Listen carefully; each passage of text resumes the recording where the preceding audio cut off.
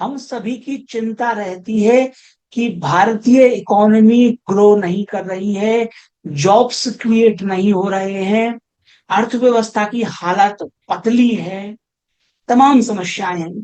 तो मोदी जी, भगवान विष्णु के 18वें अवतार परम पूज्य मोदी जी मास्टर प्लान पर काम कर रहे हैं महोदय, जिसके अंतर्गत रातों रात भारत की जीडीपी डबल होने वाली है, रातों रात डबल हो जाएगी।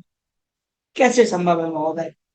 तो आपको अगर मैं सिंपल डेटा बताऊं श्रीमंत, तो कई लोगों का एस्टिमेट है कि भारत के घरों में, कोई कहता है कि 20,000 टन सोना है, कोई कहता है 35,000 टन सोना है, कोई कहता है 50,000 टन सोना तिजोरियों में पड़ा हुआ है।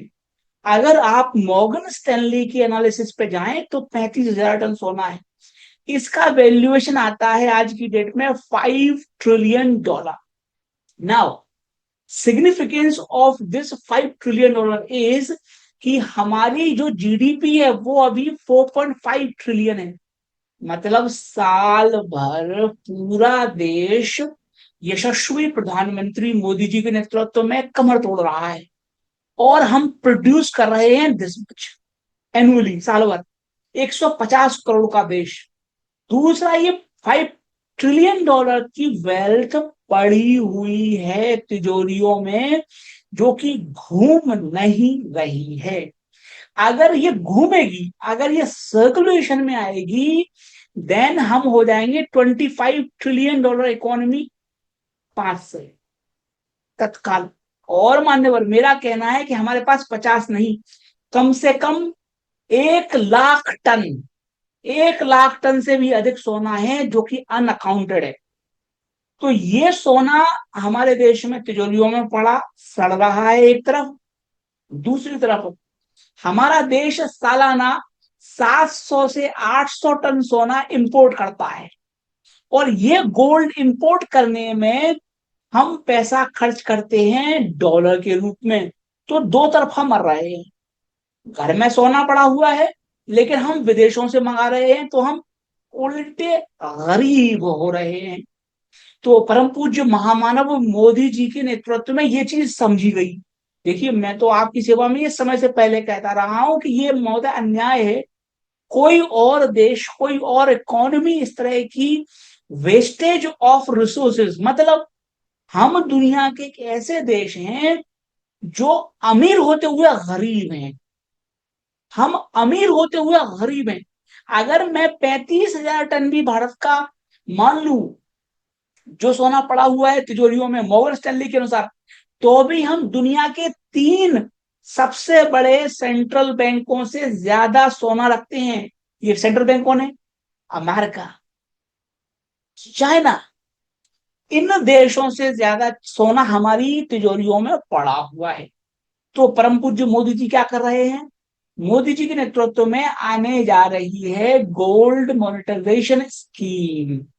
और इस स्कीम के अंतर्गत क्या होगा कि भारत सरकार लोगों को इंसेंटिवाइज करेगी। द बेस्ट पार्ट इज कि पहले जो स्कीम आई थी 2015 में, जो कि फेल हो गई थी।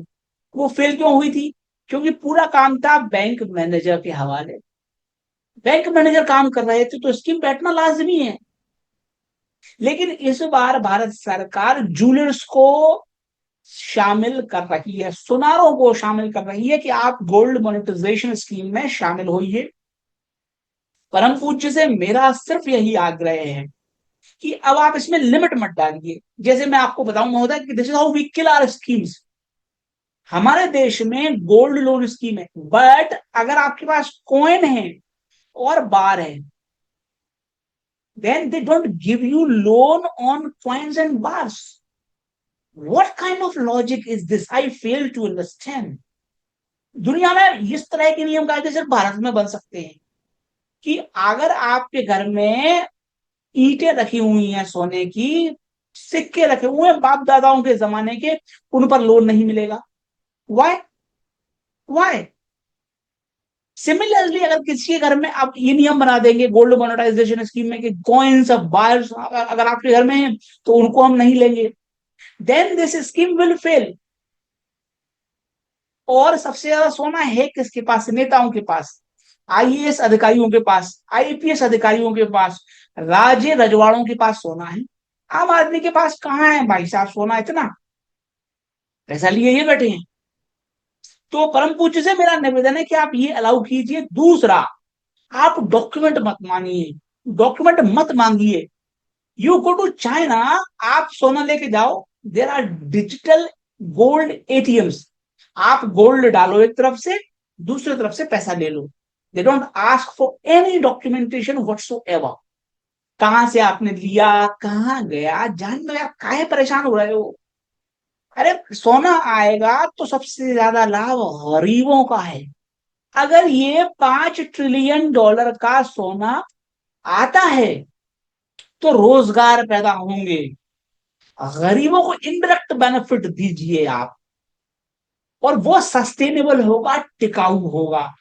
तो ये जो घटनाक्रम है इसका मैं जितने गहराइयों से समर्थन करूं उतना कम है। मुझे अपेक्षा है कि ये स्कीम बहुत अच्छी होनी चाहिए। अगर वास्तव में ये बनाएंगे अट्रैक्टिव स्कीम, लोगों को पैसा कमाने दो। आप ज्यादा कमा रहे हो तो लोगों को अगर लाभ दोगे आप, if you leave meat on the bone, अगर आप हड्डी पे मांस छोड़ोगे तो लोग खाने आएंगे। चूस की हड्डियां फेंकोगे, nobody is going to come. तो सरकार अगर अच्छी स्कीम बनाएगी, मुझे पूरा विश्वास है कम से कम 1000 टन सोना तो निकल आएगा। और अगर 1000 टन भी निकला तो हमारा जो इंपोर्ट डिपेंडेंस है वो जीरो हो जाएगी सालाना।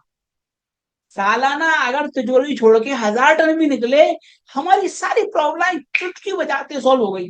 बस हमें पाखंड छोड़ना होगा। हाई मोरल ग्राउंड, नैतिकता का ये जो पाखंड हम लेके घूमते हैं वो छोड़ना होगा। आन दो भाई साहब। और गोल्ड लोन्स आप ज्यादा से ज्यादा प्रोसेस कीजिए। गोल्ड लोन की राह में जो अड़चने हैं, जैसे कि कॉइन्स पे नहीं देंगे, बार्स पे नहीं देंगे, खत्म कीजिए। भारतीय मार्केट को ग्रो करने के लिए तैयार बैठा है।